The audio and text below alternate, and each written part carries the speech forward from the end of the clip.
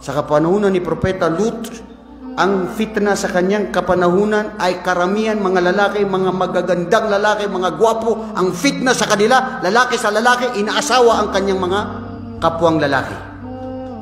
Nalantaran na pinapakita sa publiko. Pero sa ngayon, mas masidhi, karumaldumal ang ginagawa ng iba, ginagawa na nilang halal dahil nagpapakasal ang lalaki sa lalaki at babae sa babae. Makatuwiran. Sa kapanahunan nila, hindi sila nagpapakasal. Ngayon, hindi. At sana hindi maging halal na gagawin sa Pilipinas. Dahil kung mangyari yan sa Pilipinas, baka mayroon na rin mga Muslim na magpakasal. Audubillah.